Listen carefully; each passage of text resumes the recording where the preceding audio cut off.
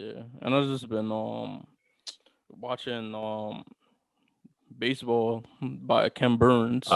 Right. Me, it's kind of wild because you see the like all the people like he interview and I just like nah, but it's funny because you watch like the like it's like these poets and these Shelby writers. Foote. Shelby Foote. Yeah, I love Shelby Foote. Would be like, and then Suge brought up and like he would the way he talked about it, like he was there back in like during the Civil War, because yeah, Ken Burns is Civil War. He'd be like, and then the way Shelby Foote, he passed actually like I think 10 years ago. yeah. He was always like he was always there. Like I think he was in the Vietnam one too. But so anyway, go back. Sorry. And he had I don't know. It might be the same guy you're talking about. Like he's like talking. And now remember Foot. this came out in 1994.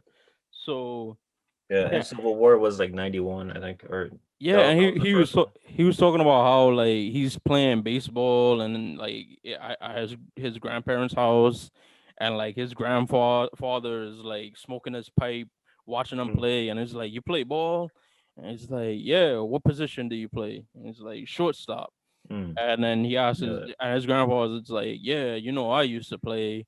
And then he's like, and I looked it up, and there he was, shortstop, Toledo Barnstormers, shortstop, 1892. And I'm like, your grandfather was playing baseball in 1892, and I don't realize, and like, this dude's probably like in Yeah. his 60s or something, like his 60s or 70s Mm-hmm. in 1994. So I'm like, yeah, it's like, all right, okay, so it's kind of feasible. But I shared a tweet. I know you saw it because you liked it. I was like, I'm watching this thing, and he's like, Fred Baker hit 12 home runs, Yeah, that's all it.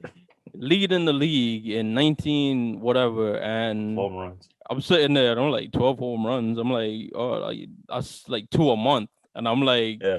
that must have been like Ruth.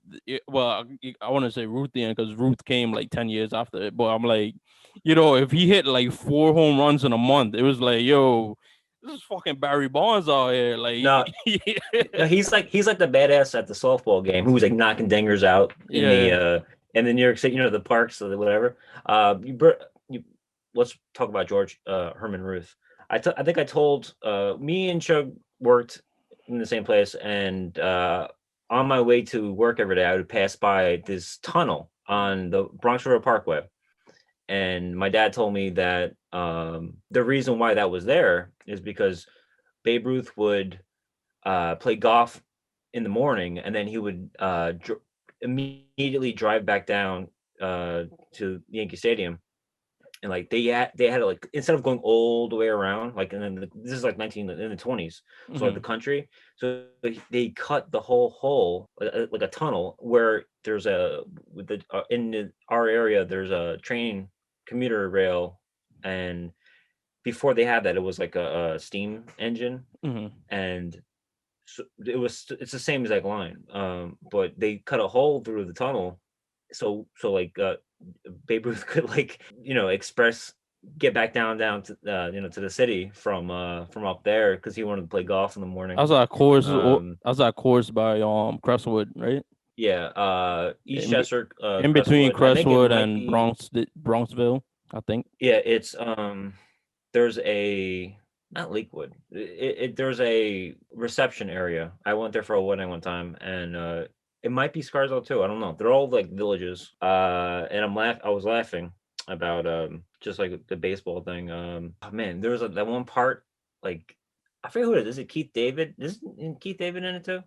The narrator. Yeah, he narrates Someone. some, but Yeah, um and like, Ozzie Davis. and I'm It's watching the. so refreshing to hear Oh, Ozzie Davis's Ozzie voice. Davis. Okay.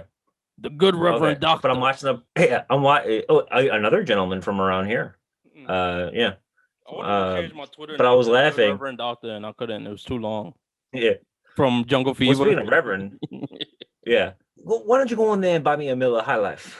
Fucking do the right thing. Yeah, no, but anyway, the thing I was saying was with Keith Davis, like, there's that whole part that's like awkward now, like with what was it, Cy Young? Cy Young. The behind the scenes stuff about this guy.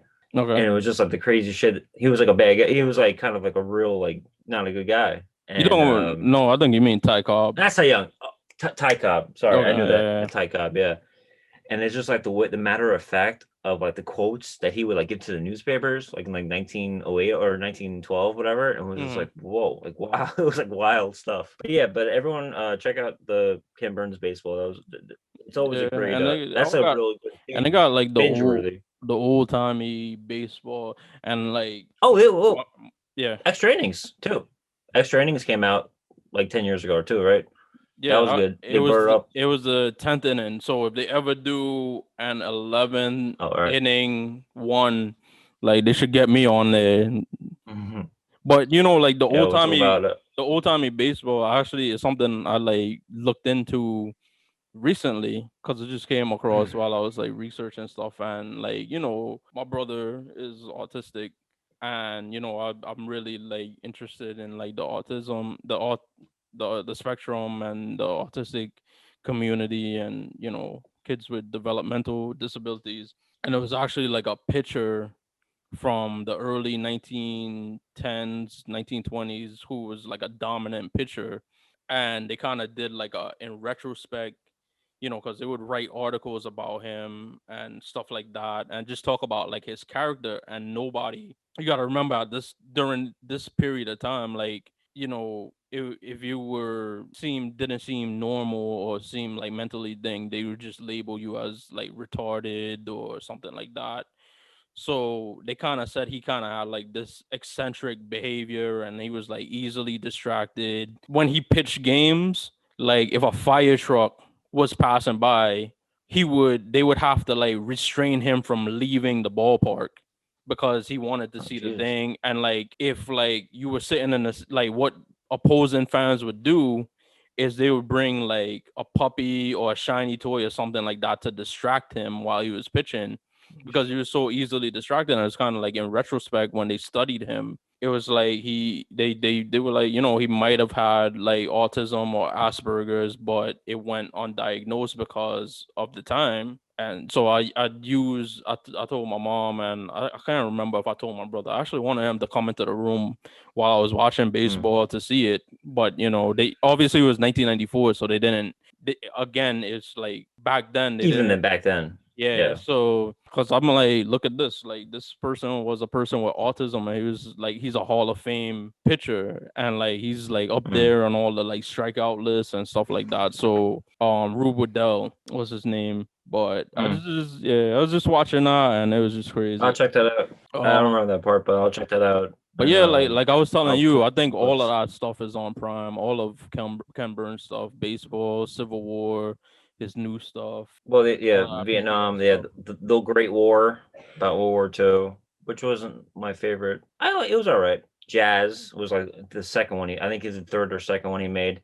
And then I remember like a year ago, I guess Hmm. me and Chug were at work, and I told you to watch. I watched the first episode of Country Music one, and you're like, Mm. nope. You're like, mm-mm. But it's good though. But I only watched one episode, and after that I was like, yeah, like it.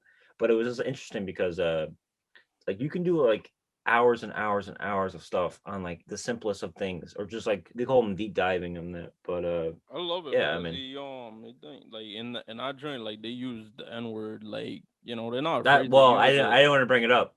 I didn't want to Yeah, bring it up with the nah, Keith but David. they're Like Ty literally, Cobb is like, what? Why did I slide into him? Because he was, and he says the word matter of factly, and yeah. I'm like, Listen, he like I said, I mean, and me and Joel had like discussions about it, like with black seats. no, not even on Black Seats, but like in personal conversation, like Oh, like that.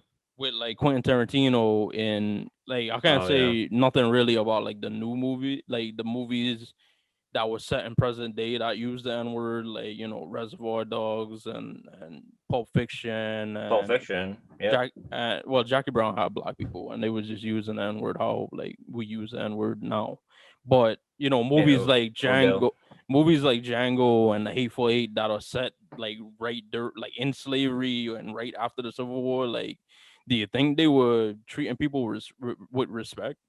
So I was saying like they were telling the story, and I don't know if you knew this as like a casual baseball fan, but like it was a story of it had a handicap fan, and it's funny as hell because when they were telling that story, like I was like that fan after we were talking about Malice in the Palace last week, I was like he probably had a comment. Yeah. So the story Mm, was that it's Ty going off though. Cobb Yeah. like left the field and went into the stand and just started wailing on this dude that didn't have any arms because the guy, Ty Cobb, the famous thing about him, they call him the Georgia Peach because he's from Georgia. Mm-hmm.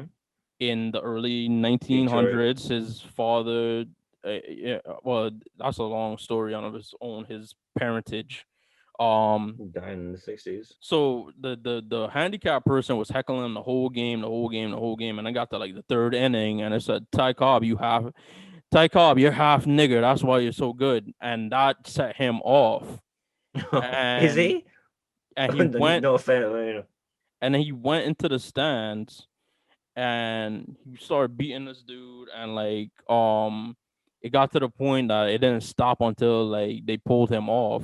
The police had to pull him off and like and take him off the field, and like he got suspended by the American League, and Mm. his teammates protested because even though they like Ty Cobb, he was so like such a like hated person, even his own teammates couldn't stand him. But they felt this is hear this now, Mike. They felt that 20. no insult. They felt he was justified because as a white man, there was no insult Yeah. greater than being called like half black. Accused. Right. Yeah, And then I guess that's an insult. I guess now that I think about it, oh, it's an insult to your mom or something like that. I get it now. Yeah, but 22 years he played in the league. yeah. That's crazy. 22 years. Um, Four I mean, thousand one hundred and ninety two hits. they 91 said that hits.